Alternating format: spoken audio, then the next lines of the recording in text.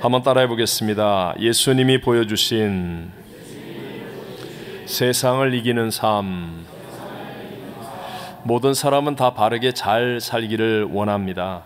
설령 영생과 심판에 대해서 아직 잘 모른다 할지라도 단 한 번뿐인 인생을 허투루 살기를 원하는 사람은 없습니다. 하지만 과연 어떻게 사는 것이 바르게 잘 사는 것이라고 할 수 있겠습니까?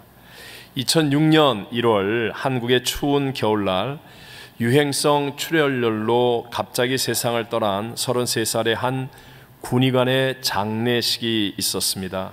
그런데 장로 교단에서는 당시 세계에서 제일 큰 교회였던 영락교회에서 한경직 목사님 장례식 이후로 가장 많은 조문객들이 몰려들어서 사람들이 놀라기 시작했습니다. 아니, 젊은 의사가 죽었는데 왜 이렇게 많은 사람들이 찾아온 걸까? 찾아온 사람끼리도 서로가 다 잘 모르는 사람들이었습니다. 그때 어떤 할아버지가 청년 의사의 영정 사진 앞에서 이렇게 말합니다. 나는 이 청년 의사가 근무하던 병원 앞에서 구두를 닦던 사람이었습니다. 이 청년은 구두 닦을 일이 없으면서도 괜히 와서 구두를 닦고 필요 없이 돈을 더 많이 주고 내 손을 만지면서 할아버지 춥지 않으세요? 식사는 하셨어요? 할아버지 외로우시면 하나님 믿으세요. 하나님이 할아버지를 사랑하시거든요. 그러면서 예수님을 소개해 주고 나를 붙들고 기도해 주었습니다. 영정 사진 앞에서 오열하던 한 아주머니는 이렇게 말했습니다. 나는 이 의사가 근무하는 병원의 세탁부입니다. 내가 세탁 카트를 끌고 갈 때 아무도 나에게 관심을 가진 사람이 없었지만 이 청년 의사는 나를 지나치는 법이 없었습니다. 걸음을 멈추고 아주머니 천천히 하셔도 돼요. 요즘 얼굴이 안 좋으시네요. 어디 아프지 않습니까? 그러면서 약도 갖다 주고 나를 위해 기도해 주고 하나님의 사랑을 전해 주었습니다. 병원에서 파업이 일어났을 때도 환자의 곁을 떠날 수 없다고 다른 의사 동료들에게 따돌림을 당하면서까지 환자들의 곁을 지키던 바보 같은 의사였습니다. 그가 바로 장례식 후 그의 생애를 기리는 사람들에 의해 만들어진 책 그 청년 바보 의사의 주인공 안수연 씨입니다. 그가 생전에 썼던 이메일의 마지막에는 항상 이렇게 자신의 이름을 썼다고 합니다. 예수님의 스티그마 안수현. 예수님의 자신이 바로 예수님의 흔적이라는 뜻입니다. 예수님의 흔적을 갖고 살기 원했던 그 청년의 삶은 비록 짧은 삶이었을지라도 아름다웠고 수많은 사람들을 살리는 생명의 길로 인도하는 가치 있고 보람된 삶을 살았던 것입니다. 안수연 씨가 흔적이 되기를 원했던 예수님은 이 땅에 오셔서 구세주로 가장 완전한 삶을 사셨고 그리고 가장 위대하고 풍성한 열매를 맺으셨습니다. 오늘 본문에서는요, 예수님을 소개하는 세례 요한이 이 땅에 오신 예수님의 삶에 대해서 두 가지를 이야기하고 있습니다. 오늘 저는 예수님이 보여주신 세상을 이기는 삶이라는 제목으로 이 시대를 살아가고 있는 우리들에게 주시는 두 가지 하나님의 은혜를 함께 나누고자 합니다. 첫 번째, 예수님은 먼저 내적으로 충만한 삶을 사셨습니다. 자, 예수님 먼저 어떻게 사셨다고요? 내적으로 충만한 삶, 내적으로 충만한 삶. 우리 모두가 이미 아는 것처럼 예수님의 생애에는 많은 대적과 핍박들이 있었죠. 어려운 문제도 위기들도 참 많았습니다. 하지만 예수님은 타협지 아니하고 굴복하지 아니하고 언제나 하나님의 진리의 말씀을 전하셨습니다. 심지어는 거짓된 모함에 의해서 십자가에 죽기까지 고난을 당하셨지만 그럼에도 불구하고 예수님은 많은 사람들을 구원하는 우리의 구세주로 승리하셨습니다. 그 이유가 무엇일까요? 그것은 바로 하나님이 성령을 한량없이 주심으로 내적으로 충만한 삶을 사셨기 때문이었습니다. 오늘 본문 34절을 다 같이 읽어봅니다.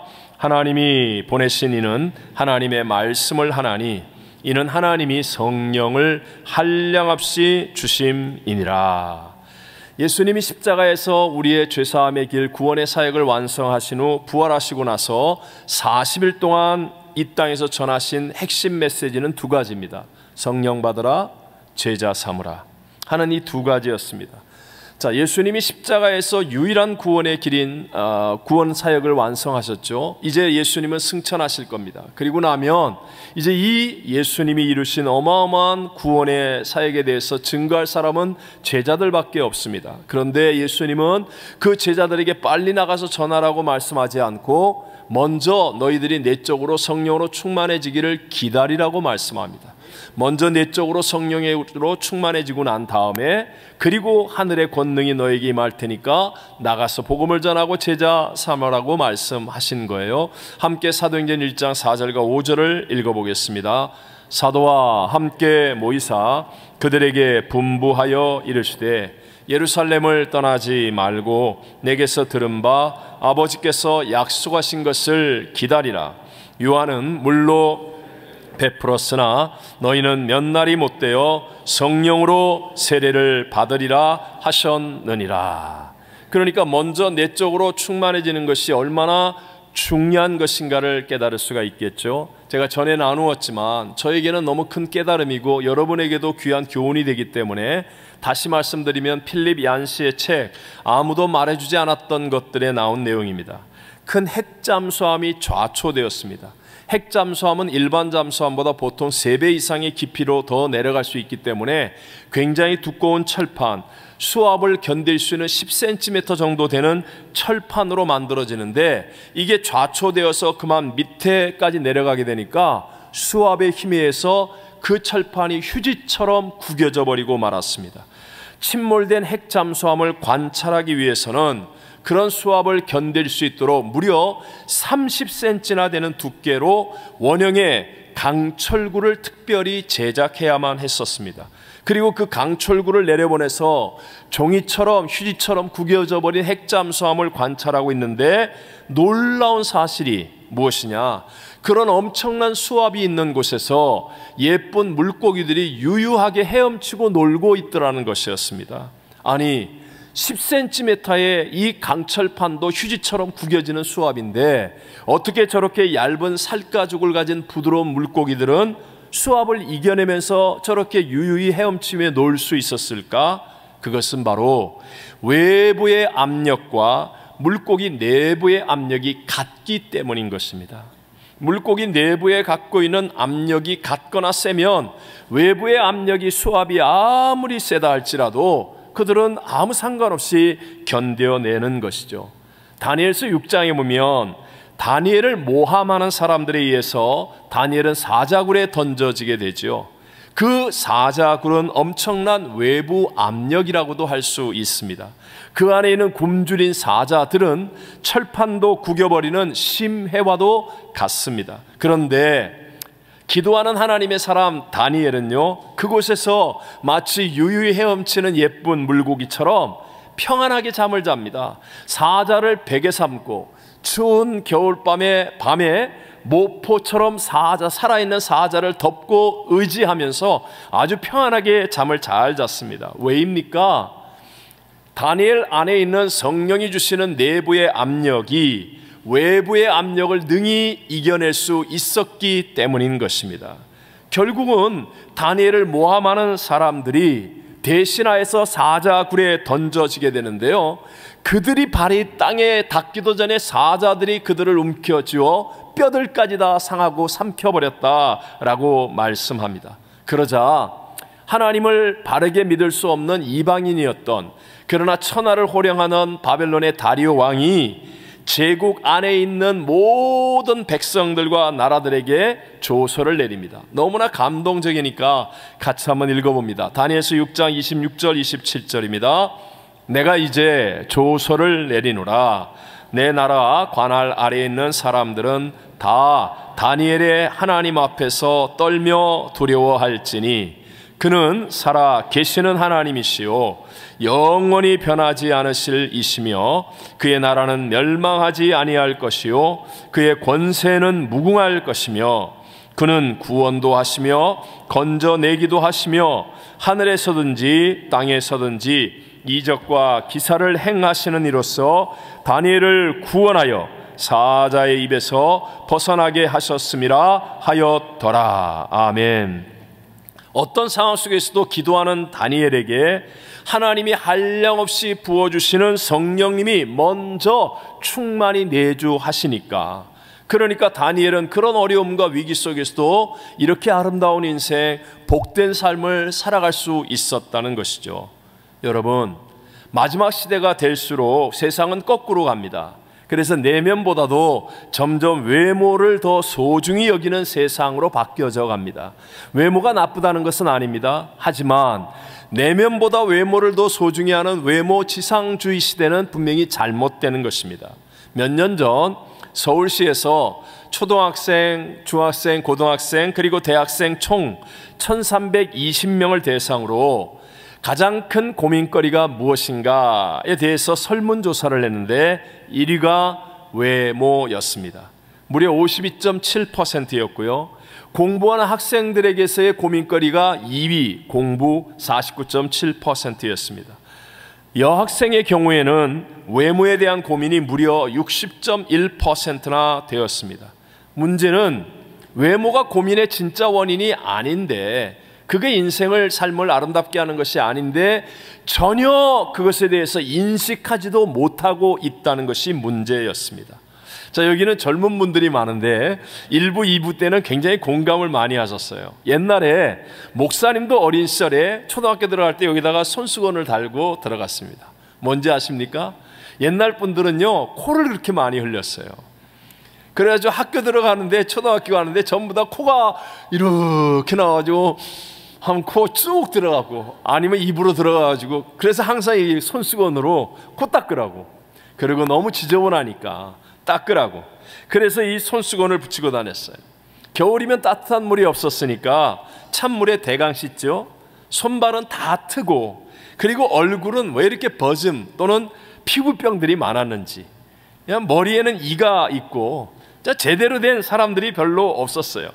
참 외모가 형편없었다 생각이 들죠. 죄송하지만 요즘은요, 우리 한국 운동선수들, 예를 들어 유명한 손흥민 이런 사람들 거의 꽃미남 수준 아닙니까?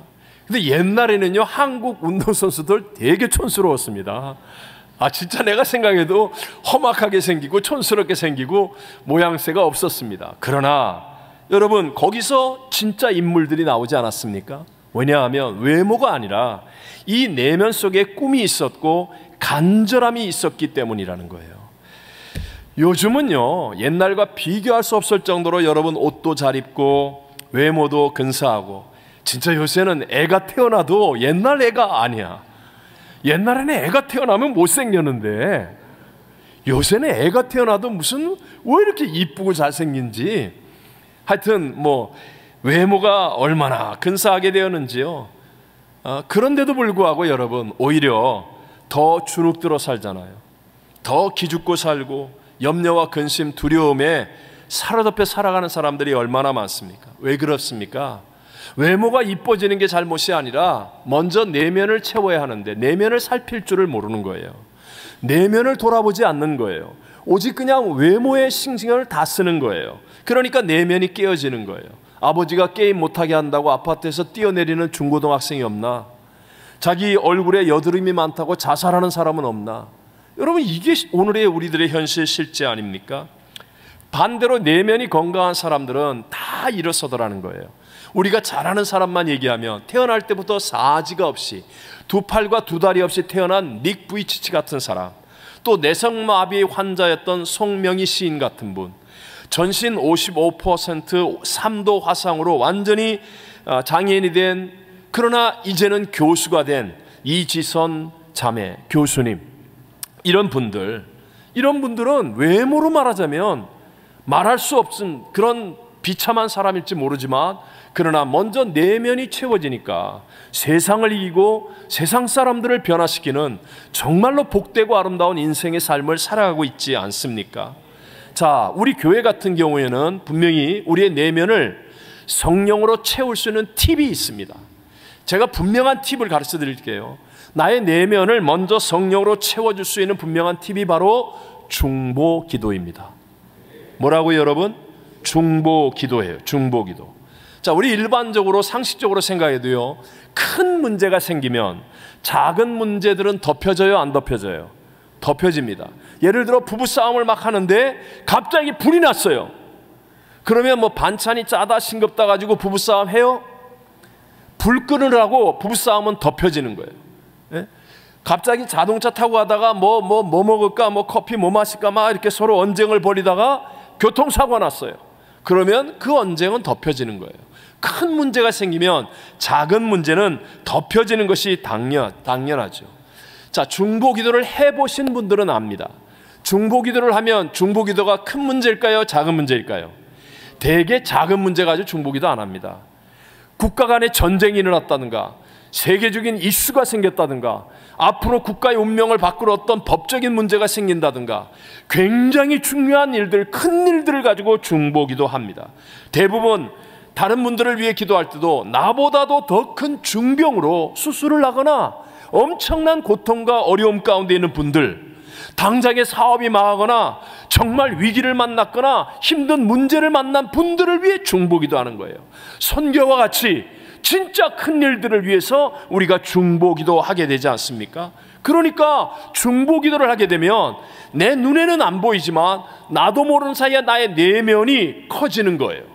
깊어지는 거예요. 내 내면 속에서 나에게 삶을 갈등으로 이끌어갈 작은 문제들이 큰 문제들을 가진 중보기도 하다 보면 하나님의 은혜 아래로 덮여지게 되고 나의 내면 속에 놀라운 하나님의 채워주심의 역사가 반드시 경험되게 될 줄로 믿습니다.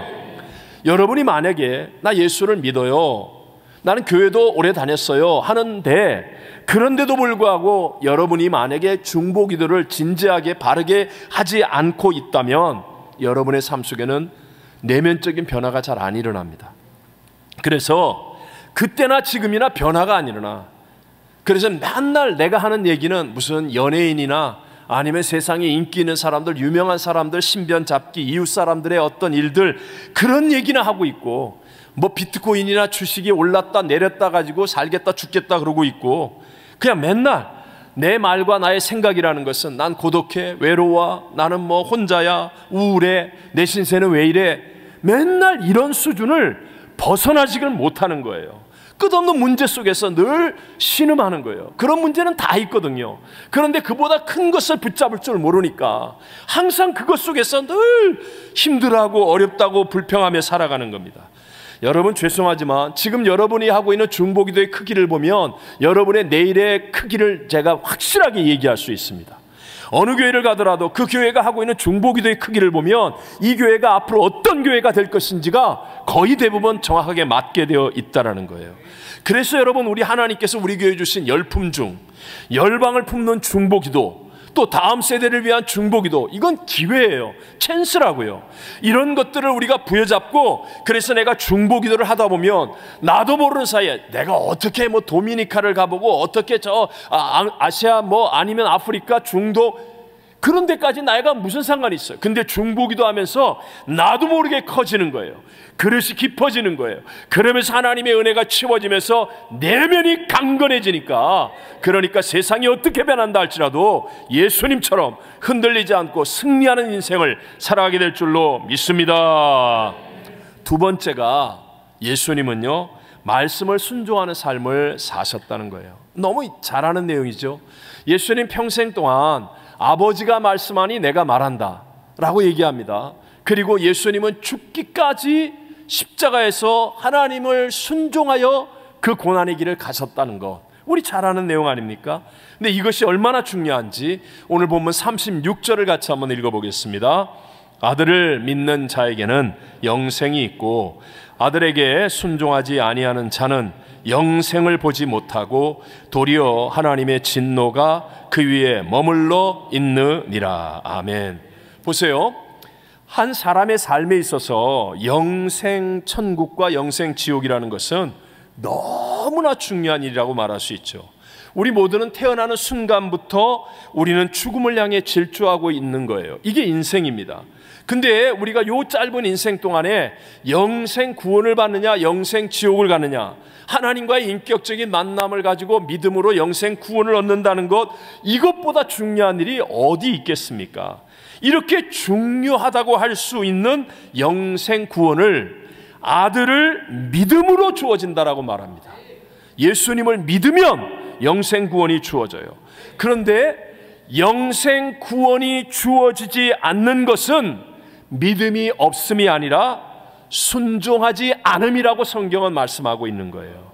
믿음과 불신을 대조하고 있지 않고 믿음과 순종하지 않음을 대조하여 말씀하고 있는 겁니다. 순종하지 아니하는 자는 영생을 보지 못하고 도리어 하나님의 진노가 그 위에 머물러 있느니라 그랬습니다.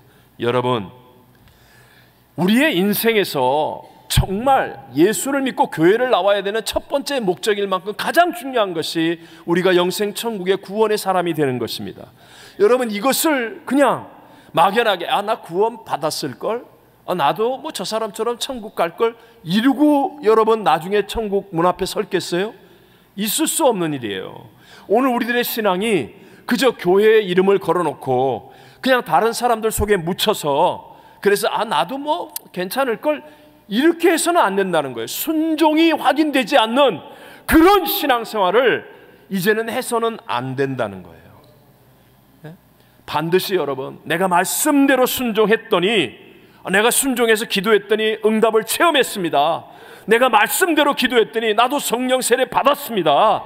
내가 말씀대로 11조를 하고 헌금을 심었더니 하나님이 내게 역사하시고 넘치도록 복을 주셨습니다. 내가 말씀대로 선교 가고 내가 말씀대로 전도했더니 내 안에 이렇게 기쁨이 넘쳐납니다. 내가 말씀대로 봉사했더니 내가 이렇게 건강을 회복하게 되었습니다. 여러분, 체험해야 돼요. 여러분 스스로가 그렇게 간증할 수 있는 증인이 되시기를 바랍니다. 자, 여기에서 우리가 이렇게 말씀을 순종하는 삶을 살기 위한 분명한 팁이 있습니다. 그게 바로 하나님을 추구하는 삶을 살라는 거예요. 어떤 삶을 살라? 하나님을 추구하는 삶을 살라. A.W. 토저 목사님이 쓴 하나님을 추구함이라는 좀 오래되긴 했지만 너무나 좋은 책이 있어요. 이 책에 보면 신앙은 추구하는 것이다 라고 말하면서 자신과 문제나 세상을 추구하는 것이 아니라 하나님을 추구하는 것이다. 그래서 하나님을 추구하면 자연스럽게 마귀는 물러간다. 마귀에게 시간 보내지 말라. 생명을 추구하면 쉽게 말하면 지옥의 두려움, 사망의 두려움, 죽음은 사라진다. 이렇게 말씀하고 있는 거예요. 자, 설명을 위해서 제가 지난 한 주간을 한번 예를 들어서 얘기해 보겠습니다. 우리 지나간 한 주간 동안에 지금 여기 계신 분들 가운데 누가 가장 말씀을 순종하는 삶을 살았겠습니까? 물론 이렇게 질문하면 대답하기가 좀 그렇죠. 다들 열심히 사셨겠지만 그러나 우리 모두가 인정할 수 있는 것, 아까 영상에서 본 것처럼 도미니카 단기 선교팀은 확실하게 최상의 순종의 삶을 살았다는 것 우리 함께 인정할 수 있겠죠. 왜냐하면 저분들은 우리와 똑같은 형편과 상황이 있었지만 모든 다른 것들을 내려놓고 하나님을 추구하는 삶을 살았기 때문에, 그래서 그 한 주간만을 돌아보면 정말 최상의 순종의 삶을 사는 사람이에요. 아마 저분들 개개인의 인생에서 전체를 봐도 이번 한 주간은, 지난 한 주간은 정말 하나님 앞에 칭찬들을 한 주간이 되었다고 말할 수 있습니다. 왜요? 하나님을 추구하는 삶을 살았기 때문에. 우리에게 주어진 이번 한 주간의 특별 새벽 예배도 기회입니다. 하나님을 추구할 수 있도록 우리를 인도하시는 기회라는 거예요. 그러면 우리의 인생이 하나님을 추구하다 보면 나도 모르는 사이에 말씀을 순종하는 삶이 되어져서 놀랍게도 하나님이 주시는 합력하여 선 하나님의 승리를 우리의 삶 속에 더 열매로 만들 수 있겠죠. 제가 자주 얘기하잖아요. 위조 지폐를 분별하는 방법이 뭐라고요? 가짜 지폐를 연구하는 것이 아니라 어떻게 하라고요? 진짜를 연구하는 거예요. 진짜를 연구하는 것. 마찬가지로 우리의 인생의 생사복을 주관한 자, 역사의 주관자는 하나님이시잖아요. 이 하나님을 추구하면 되는데, 근데 우리는 자꾸 문제를 상대하고 대적이 망하기를 원하고 내게서 가시를 뽑으려고 맨날 가시만 생각하고 있지는 않습니까? 제 개인적으로 만든 이야기지만 제가 교육자들한테도 한번 얘기를 했기 때문에 저는 이 꼴찌 불변의 법칙이라는 말을 제가 이제 하고 있습니다. 저 스스로에게. 꼴찌 불변의 법칙이 뭐냐?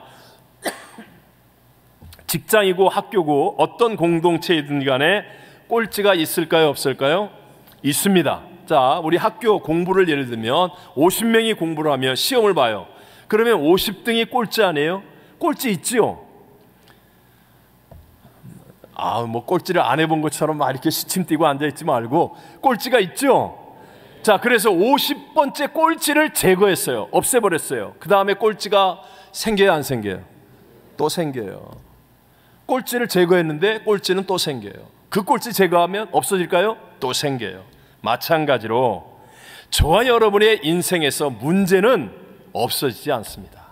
우리 생각에는 이 문제 한번 해결하면 괜찮을 것 같죠? 저 사람이 나를 괴롭히는데 저 사람만 없으면 괜찮을 것 같죠? 천천만만의 말씀입니다. 문제와 대적을 상대하여 피하려고 하고 없애려고 하면 절대로 못 이기는 거예요. 그래서 문제가 생기고 대적이 생겨서 나는 이 구역 안 해, 나는 이런 일 못해, 그러고 피하잖아요. 그러면 없어지는 게 아니라 또 다른 문제와 대적이 생기는데 그때는 훨씬 더 크게 다가오게 돼 있어요. 왜?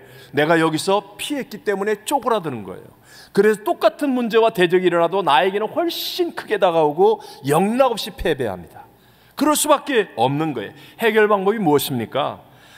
자, 우리 선포합시다. 하나님은 문제보다 여기에 해답이 있는 거예요.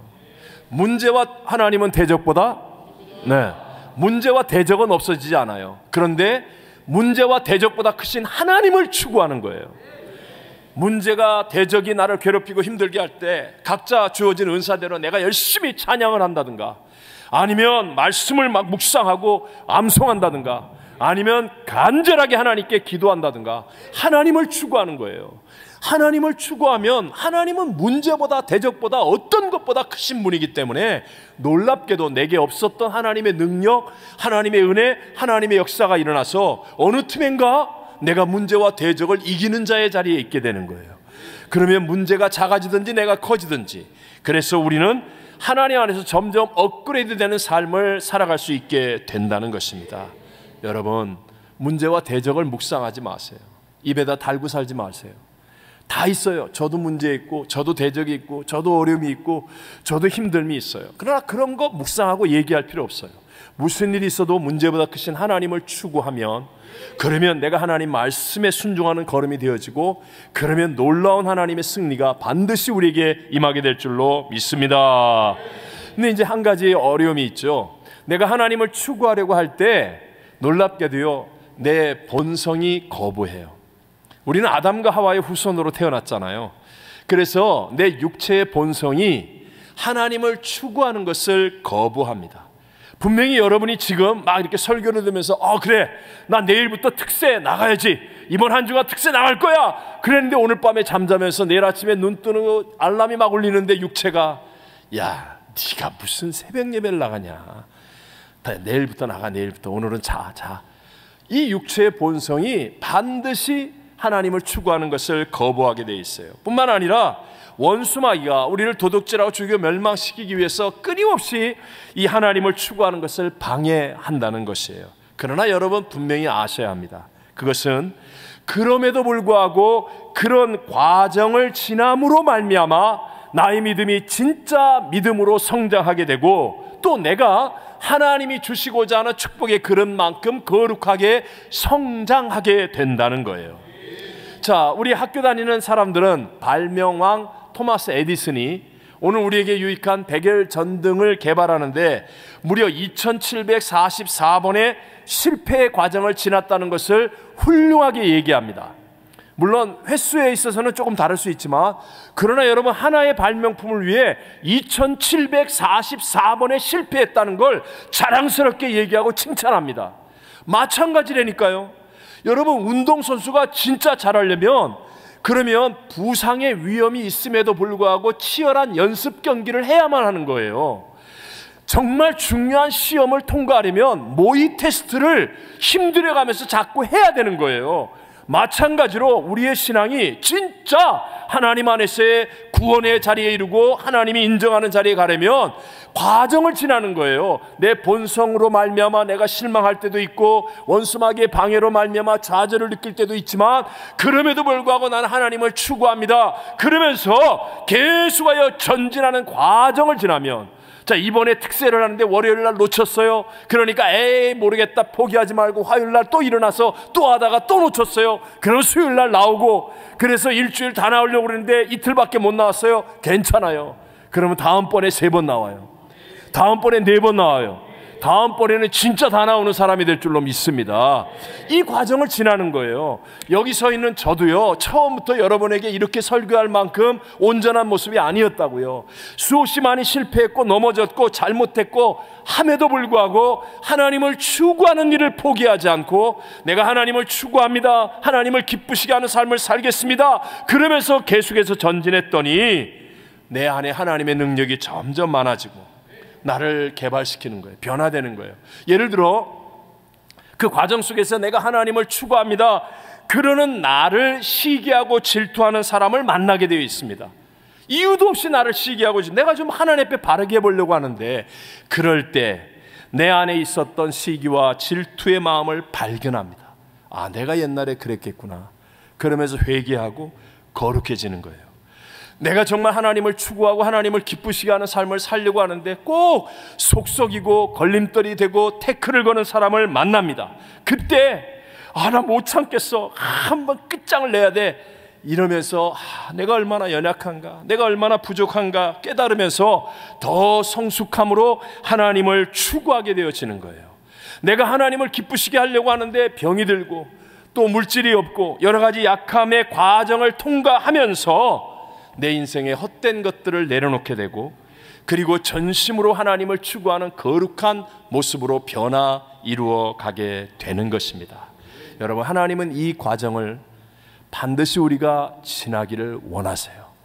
우리 함께 이 성경을 읽어볼까요? 야고보서 1장 16절과 17절. 네, 사랑하는 형제들아, 속지 말라. 온갖 좋은 은사와 온전한 선물이 다 위로부터 빛들의 아버지께로부터 내려오나니 그는 변함도 없으시고 회전하는 그림자도 없으시니라. 아멘. 형제들아, 속지 말라 그랬어요. 속으면 돼요, 안 돼요? 안 된다는 거예요. 내 안에는 선한 것이 없습니다. 세상은 저와 여러분을 잘되게 하지 못합니다.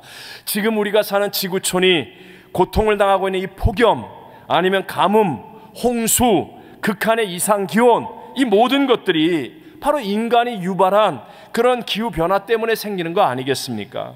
내 인생의 문제도 마찬가지예요. 거의 대부분이 내 욕심, 내 소견에 좋은 대로 살려고 하는 그것이 대부분의 이유라고 하는 것이에요. 오직 하나님께 모든 좋은 것이 있음을 믿으셔야 합니다. 나는 욕심덩어리고 나는 내 소견에 좋은 대로 실패할 수밖에 없는 자인데, 그럼에도 불구하고 우리 하나님은 온전한 선물과 각양 좋은 은사를 우리에게 주시는 좋으신 분이라는 것을 믿고 이 하나님을 끝까지 추구해 가는 거예요. 그러면 나의 약함을 극복하는 놀라운 하나님의 승리로 우리의 인생 전체가 복되고 아름다워지는 것입니다. 자, 오늘 하나님이 우리를 얼마나 사랑하셨으면 한 분밖에 없는 독생자도 아낌없이 내어주신 이 성찬, 이 성찬을 통해서 우리와 함께 하시는 예수님이 보여주신 세상을 이기는 삶을 살아갈 수 있게 됩니다. 먼저 예수님처럼 내적으로 성령 충만한 삶을 살 수 있도록 중보기도를 통해 문제보다 크신 하나님을 경험하시기 바랍니다. 말씀을 순종하는 삶을 살도록 하나님을 추구하는 거예요. 비록 넘어짐과 실패의 과정이 있지만 그 과정이 나를 온전하게 만드는 것임을 믿고 우리 하나님을 추구하여 말씀을 순종함으로 날마다 성장하는 정말 아름다운 인생이 되어지는 저와 여러분 되시기를 주의 이름으로 축원합니다. 축원합니다.